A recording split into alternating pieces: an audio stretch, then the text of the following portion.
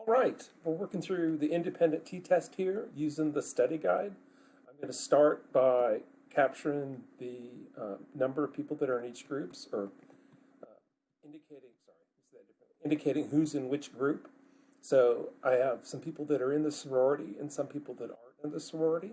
And I have 5 sorority members and 5 non-sorority members. So I'm going to use 1 to represent sorority and 2s to represent non-sorority. So I'm going to start off with a column of 1s and 2s. If I go to the variable view, I can label this group and set the decimals to 0. And then it looks like that. We'll have to come back and define the 1s and 2s, but that's what we have so far. All right, and then I'm going to type in the values for each of these. And I'm just, again, pulling these values from the SPSS study guide. I'm sorry, the SPSS guide.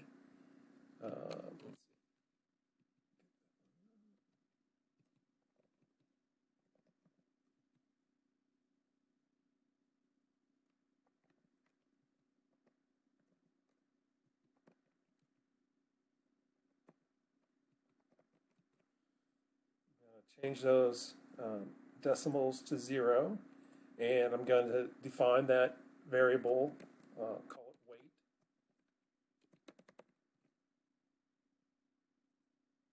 And just to remind you that independent variable always goes to this first column, and the second number represents the dependent variable. Just to warn you, on the guide sheet itself, I cut off the first 2 lines, so if you compare this picture to this to the picture you see in the study guide, you'll miss the first 2 values, the 105 and the 115. So make sure you read the paragraph up above to get those.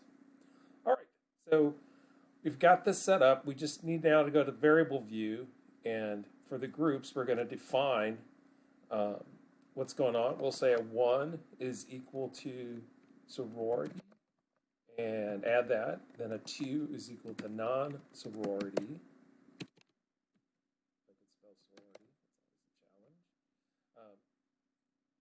I got those, and I hit OK.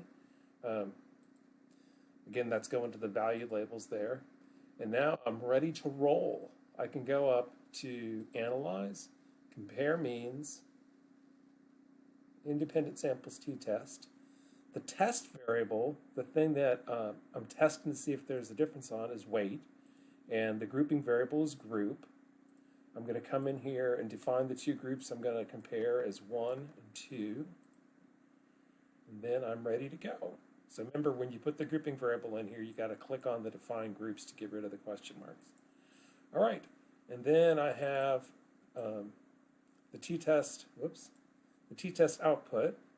I'm going to pause the video here and fix some things so you can see it better. Okay, I just scrunched up some spacing so you can see it better. But you have the descriptive statistics up here, the informational statistics down here.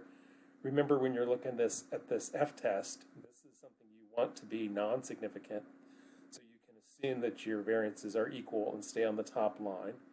If it's not equal, remember you need to go, if it's not significant, if it's significant, this value here, then you got to go to the bottom line to have the values, to use these values.